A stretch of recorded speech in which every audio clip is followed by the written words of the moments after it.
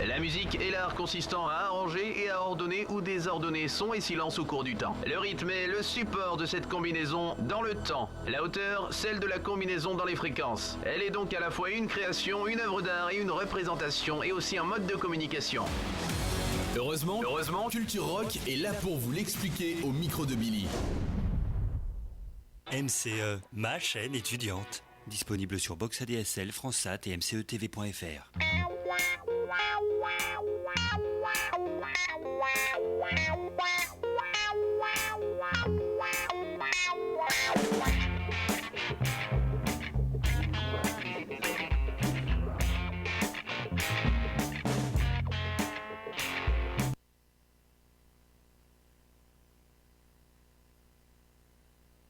J'entends pas dans mon casque la musique et tout.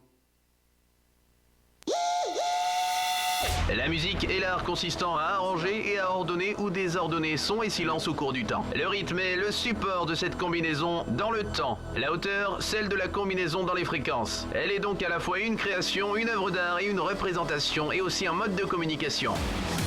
Heureusement, Culture Rock est là pour vous l'expliquer au micro de Billy. MCE, ma chaîne étudiante. Disponible sur Box ADSL, FranceSat et mcetv.fr.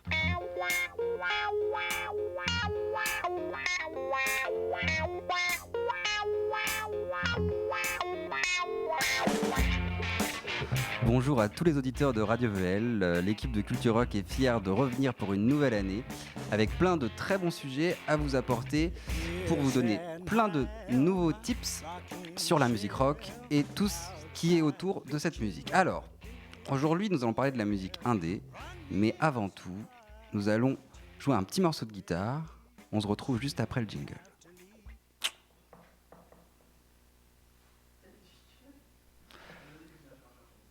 J'enchaîne ?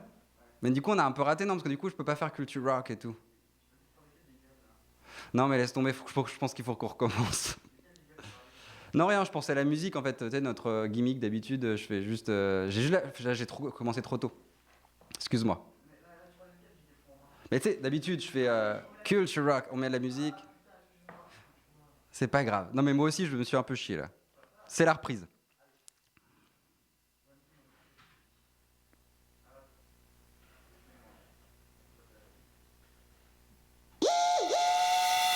La musique est l'art consistant à arranger et à ordonner ou désordonner son et silence au cours du temps. Le rythme est le support de cette combinaison dans le temps. La hauteur, celle de la combinaison dans les fréquences. Elle est donc à la fois une création, une œuvre d'art et une représentation et aussi un mode de communication. Heureusement, Culture Rock est là pour vous l'expliquer au micro de Billy. MCE, ma chaîne étudiante. Disponible sur Box ADSL, FranceSat et mcetv.fr.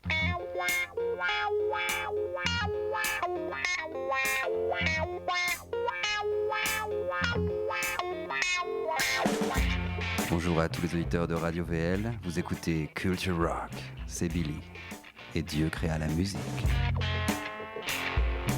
Yes, and I am a rocking chair outside looking right up in the air. Run me some blind, take me away. Sure have to leave. Et oui, l'équipe de Culture Rock est de retour cette année pour vous parler du rock et de tout ce qu'on peut parler autour du rock'n'roll. Alors, aujourd'hui, nous allons parler de quoi ? Nous allons parler du rock indé. Qu'est-ce que c'est le rock indé ? Comment définir le style musical, le genre, le mouvement ? Voilà, mais avant tout, je vous fais un petit cadeau pour cette petite rentrée musicale. Je vais vous jouer un morceau de BRMC à la guitare. This Ain't No.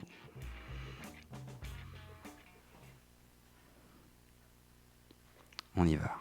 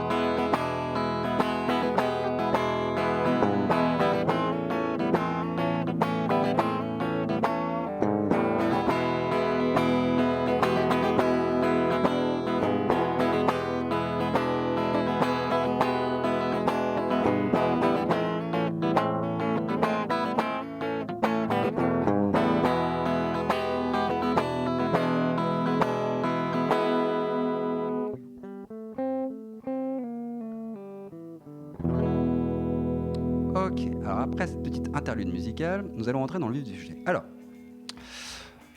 comment dire ?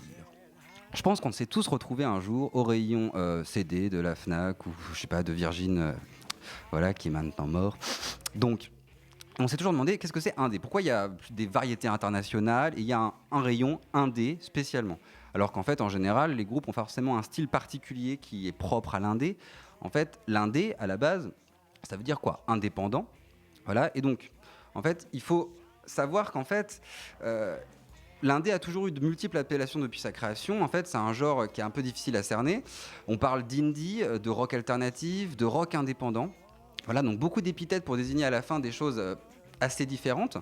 Au premier abord, on a du mal à voir le rapport entre, par exemple, des groupes comme Radiohead, Bon Iver ou encore MGMT ou les fameux Arctic Monkeys.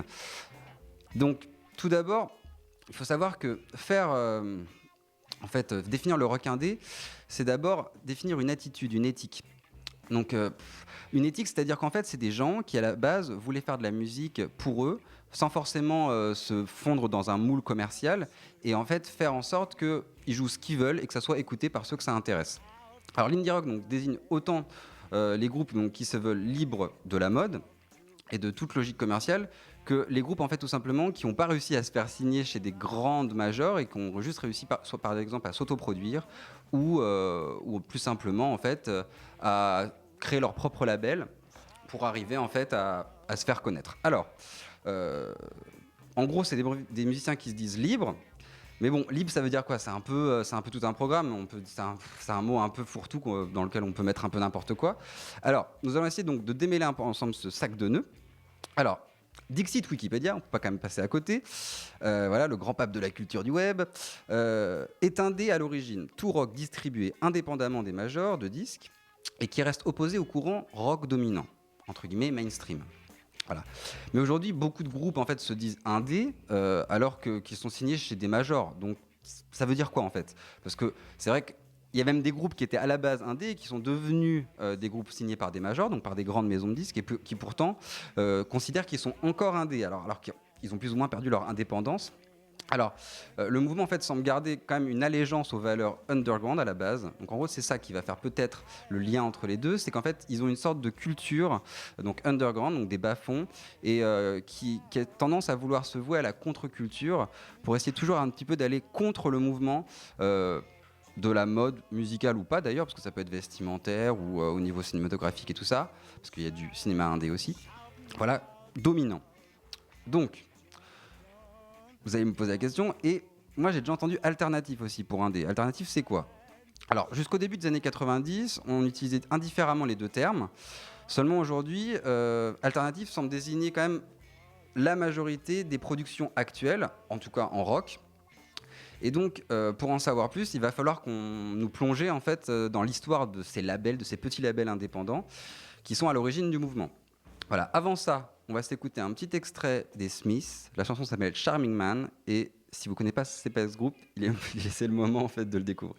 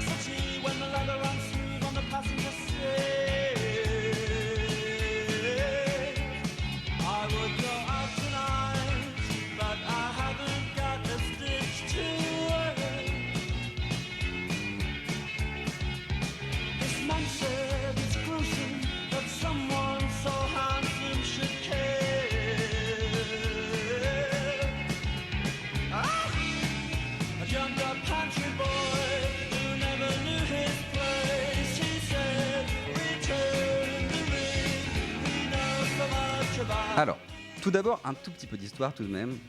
Donc, je vais citer un grand critique rock qui s'appelle Mishka Assayas, qui dans son dictionnaire du rock dit « À la base, le rock est né indépendant ».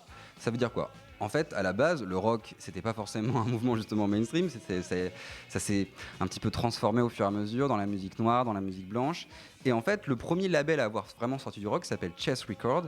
En fait, est reconnu donc par beaucoup comme ayant sorti le premier disque rock, était un label indépendant. Il n'y appartenait pas à une major qui, en fait, à l'époque, passait plus des musiques un peu plus traditionnelles, plus vocales, des choses comme ça. Donc, la première musique rock était indépendante.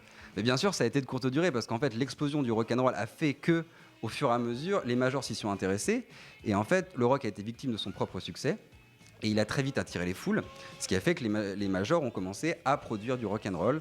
Voilà, donc les grandes maisons de disques telles que Columbia, EMI, Warner, RCA, Atlantic et j'en passe, ont commencé à produire du rock. Et c'est eux, en fait, au début, qui ont le plus publié des disques de rock'n'roll.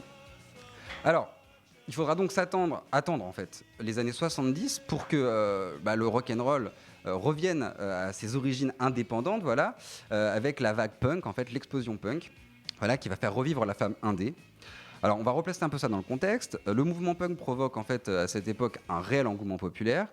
Et rapidement, en fait, des dizaines de groupes décident de suivre la voie du do-it-yourself. Voilà, donc en gros, fais-le toi-même. Voilà, c'était un petit peu l'idéologie punk. On fait ça un petit peu à l'arrache, même si on ne sait pas vraiment jouer de la musique. On enregistre et on crée quelque chose qui nous est propre et qui va être un message unique. Voilà. Donc on a du coup recours donc, à l'autoproduction, comme je vous disais tout à l'heure. Et puis quelquefois, en fait, on crée même son propre label pour en fait, pouvoir se diffuser, peut-être diffuser ses copains. Voilà. Et en fait, ce qui fait qu'en fait, les moyens sommaires qui étaient à leur disposition et leur manque d'expérience ont mis en place en fait un son. Ils ont créé un son, donné naissance à un son, en fait, qu'ils ont plus ou moins revendiqué au fur et à mesure parce qu'il y avait vraiment un grain particulier. On parle de lo-fi, voilà. Lo-fi, en fait, basse fidélité, voilà, qui s'oppose à la hi-fi, hi-fi, à l'époque, qui commençait un petit peu à toucher on va dire, la technologie musicale. Voilà. Et donc, grâce à cette lo-fi, en fait, ils ont défini un nouveau son qui va influencer tout le rock qui va suivre. Voilà. Donc, en gros, ce qui va se passer, c'est qu'au fur et à mesure, on va vouloir créer des choses de plus en plus personnelles. Voilà. Alors, bien sûr, on va dire que l'indie garde une connotation totalement, voilà, do it yourself depuis le début, mais au fur et à mesure, on va quand même faire en sorte que ça se développe dans d'autres styles musicaux. Donc voilà. Donc il y a quand même des labels à citer qui pourront nous aider quand même un petit peu à nous mettre dans l'ambiance. Donc tu as des grands labels à Londres, par exemple, Woods Trade. À Édimbourg, on avait Fast Product. À Manchester, on avait Factory Records. Et à Paris, on avait New Rose. Voilà. Donc, au niveau américain, vous remarquez que j'en ai pas cité d'américain, ça arrivera un tout petit peu plus tard parce qu'en fait, l'étendue du territoire va faire qu'en fait, ça va être beaucoup plus compliqué pour les petits labels de s'imposer et on va devoir attendre l'aide de radios un peu pirates, de radios libres pour mettre en place un petit peu tout le mouvement indé dans le continent américain. Donc, on arrive à la fin des années 70 et les années 80 commencent. Et les années 80, c'est vraiment le golden age du mouvement indé, c'est l'âge d'or. Voilà, donc il commence à se démocratiser, ce mouvement. Voilà, il qualifie maintenant des groupes aux sonorités très très très différentes, aussi bien rock que pop que punk, mais aussi d'avant-garde, de musique un peu expérimentale, électronique. L'électronique qui bien sûr va commencer à beaucoup se développer à l'époque. Voilà. Aux USA, ça arrive. Les radios universitaires ont un rôle important en fait dans l'éclosion en fait du rock dans le pays des USA. Et en fait, on parle même de collège rock tellement en fait ces radios universitaires ont eu de l'importance. Alors, en gros, dans les années 80, vraiment, on a vraiment un mouvement qui va vraiment exploser et qui va vraiment faire vraiment beaucoup parler de lui. Ce qui fait qu'au fur et à mesure, en fait, il y a des grands groupes qui vont se créer à cette époque et que tout le monde connaîtra. Voilà, alors on peut parler par exemple de Joy Division, de New Order, de The Smiths que je vous ai fait écouter tout à l'heure, des Stone Roses, de Jesus and Mary Chain, My Bloody Valentines par exemple. Donc ça c'est pour l'Angleterre. En Amérique, on va plutôt parler des Bad Brains, des Dead Kennedy, de Fugazi. Voilà. Et pour illustrer tout ça, on va s'écouter un petit extrait de Jesus and Mary Chain. La chanson s'appelle Head On.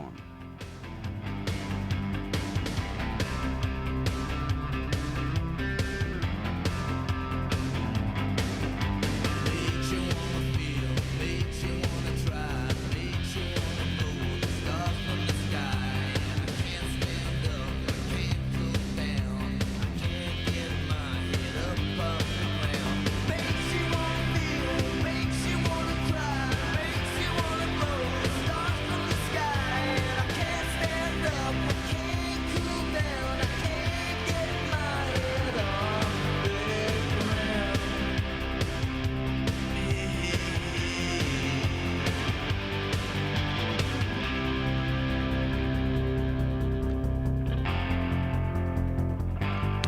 Alors, on parlait un petit peu donc du mouvement américain, on parlait des Dead Kennedys et tout ça. Alors, en fait, tout à l'heure, on a parlé du terme alternatif.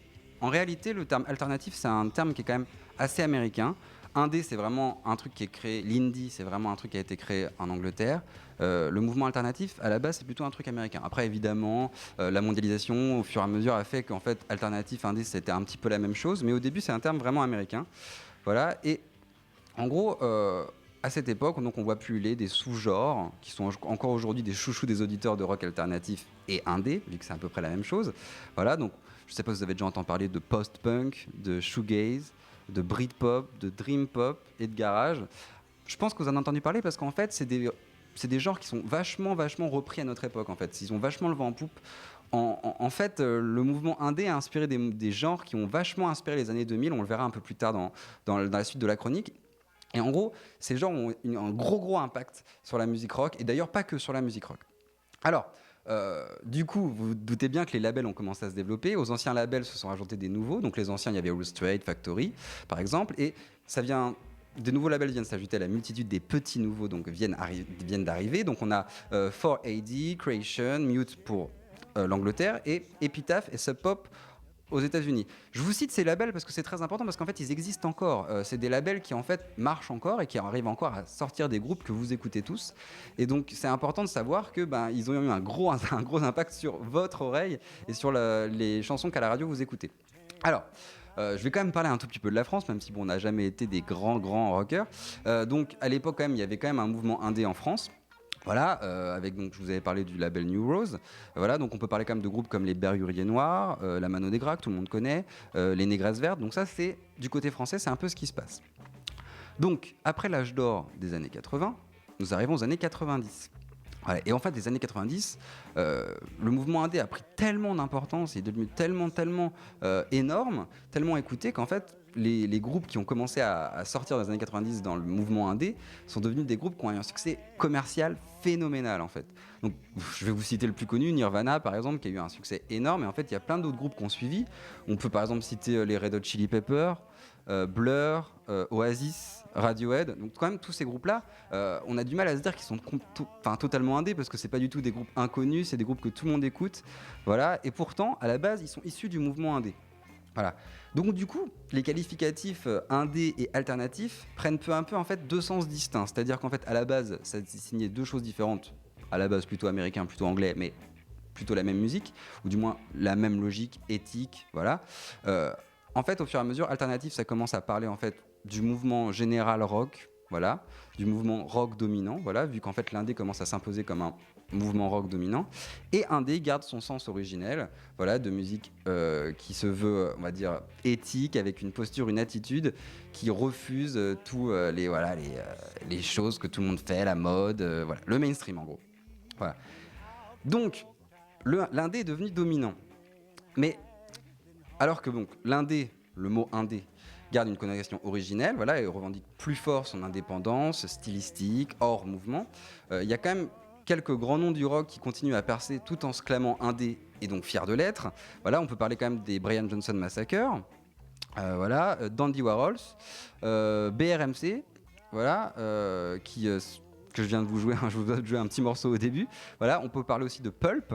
Voilà, un très grand groupe de Britpop, ou PJ Harvey qui continue à faire de nombreux albums en ce moment. Voilà, donc pour illustrer ça, on va s'écouter un petit extrait de Pulp. La chanson s'appelle Common People, critique de la société anglaise.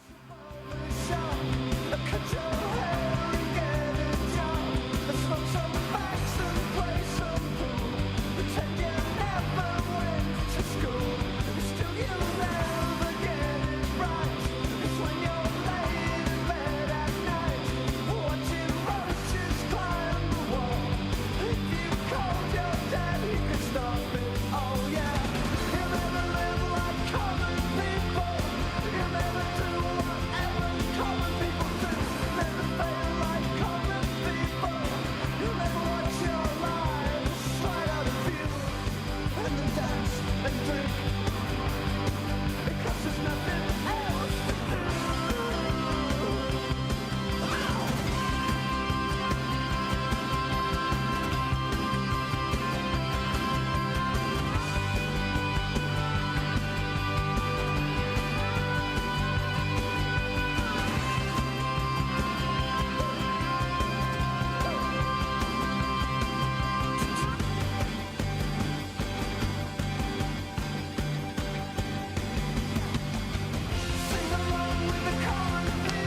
Alors, donc, on a vu donc les années 70, les années 80, les années 90, on arrive donc aux années 2000, en fait, à aujourd'hui.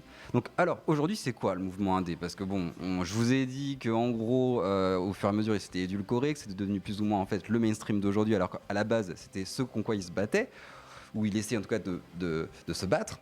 Donc, en gros, aujourd'hui, tout est devenu très complexe. Quand, en réalité, la majorité du mouvement rock actuel donc, est issue de près ou de loin à des influences indé. Voilà, indie. Et donc, à la manière des indé rockers des années 80, la plupart des groupes, en fait, piochent dans des influences vraiment multiples et variées. Et du coup, on a du mal à comprendre, en fait, s'il y a vraiment une ligne directrice, si tous ces groupes ont vraiment une intégrité artistique, vu qu'en fait, il y a tellement une multitude de groupes et d'influences que tout se perd. Voilà, donc en fait, c'est vrai qu'à notre époque, par exemple, il y a beaucoup d'influences garage, avec par exemple les Strokes, les White Stripes, de musique savante, expérimentale, parce que vraiment l'électro s'est beaucoup développé. Voilà, même Justice fait du prog rock, voilà, des choses comme ça. On a des influences de folk traditionnelles avec les Fleet Foxes ou avec Bon Iver, je vous ai parlé tout à l'heure. Du disco aussi, voilà, par exemple, le dernier album de Daft Punk. À la base, Daft Punk, c'était un groupe indé, c'est-à-dire qu'en fait, ils se produisaient eux-mêmes. Et voilà, le disco a quand même vachement nourri leur musique dès le début, mais vraiment beaucoup dans leur dernier album. Voilà. Donc en fait, c'est marrant en fait de voir que tous ces groupes qui se disent indés en fait font plus ou moins beaucoup la même chose, et surtout que la plupart sont pas forcément signés sur des labels indépendants. Voilà. Donc les années 2000 en fait ont vu fleur de nombreux groupes se disant indés, aux influences totalement différentes, et autant signés ou non chez des majors que chez des petits labels. Voilà, donc je vous ai cité les plus connus: Strokes, White Stripes, Arcade Fire aussi, Arctic Monkeys, Franz Ferdinand, LCD Sound System. Voilà.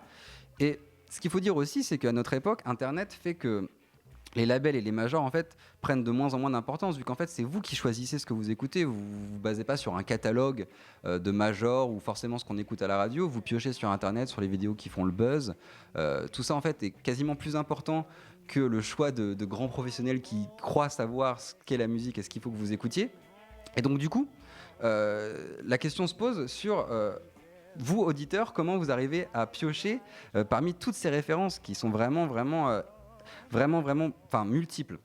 Donc, selon moi, pour savoir en fait ce qu'il faut écouter, ou du moins ce qui est indé, ce qui est peut-être plus juste, plus intègre, voilà, et être libre d'écouter ce qu'on a vraiment envie d'écouter et pas forcément ce qu'on nous impose, la seule solution à la base, c'est d'engranger un minimum de culture musicale, de référence, d'écouter ce qui a été fait avant, ce qui est fait en ce moment, ce qui a été fait encore avant, pour voir en fait où les groupes piochent leurs influences et où en fait la nouveauté se crée, l'originalité se crée, et pour essayer en fait de différencier les faussaires ou les copieurs ou ceux qui surfent sur la vague de ceux qui font vraiment quelque chose de nouveau, histoire d'écouter quelque chose d'un peu neuf. Voilà, alors bien sûr, je me doute que vous n'avez pas tous le temps d'écouter, je sais pas, une dizaine d'albums par jour pour arriver à vous faire une culture musicale de folie. Dans ce cas-là, en fait, c'est vrai qu'il y a beaucoup de gens qui s'aident de blogs musicaux qui sont faits par des professionnels ou des semi-professionnels, des amateurs éclairés, en fait, qui nous donnent des petites pistes. Alors, par exemple, dans le plus connu, qui est presque maintenant devenu le fer de lance de l'indé, c'est pitchfork.com, par exemple. On peut encore citer NME, qui fait quand même encore du bon travail. On peut parler encore de Son of Violence en France. Et des sites comme ça qui vous permettent peut-être de vous intéresser à des groupes auxquels vous ne seriez pas intéressé tout seul, parce qu'en fait la proposition est tellement énorme, multiple sur Internet, que c'est eux qui vous aident un petit peu à trouver le bon filon. Voilà, bon j'espère que votre serviteur vous aura permis de vous éclairer un peu sur le sujet de l'indé. Voilà, on va se quitter sur un morceau des Strokes. La chanson s'appelle Last Night, et on se retrouvera pour une prochaine émission. Et surtout, n'oubliez pas, Dieu crée la musique, il ne vous reste plus qu'à l'écouter.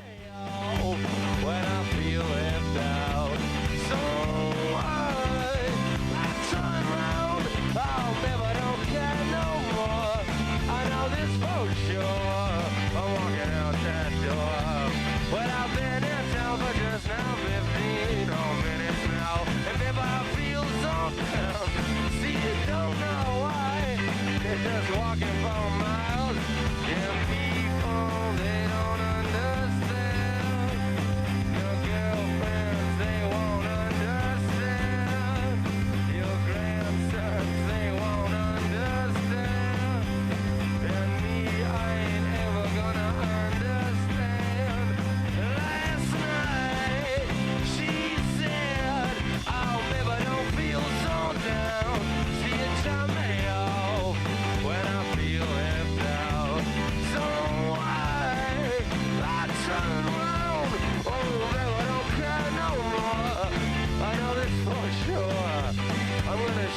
show floor. Yeah.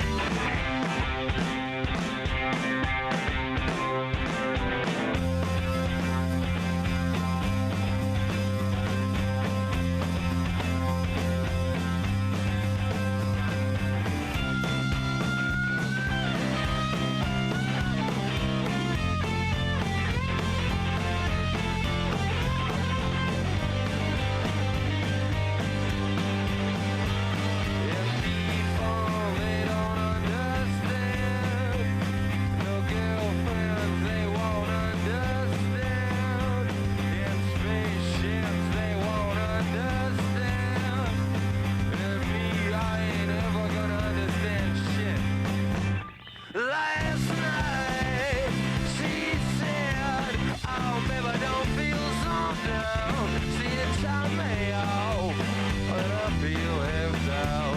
So I turn around.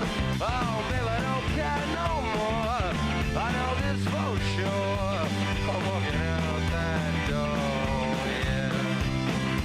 God damn you! You fucking...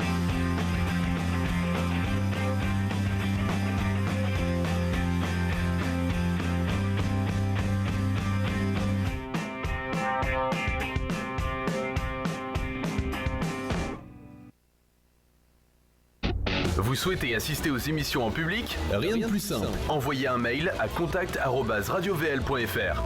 Écoutez et réécoutez vos émissions favorites. Sur radiovl.fr, rubrique replay.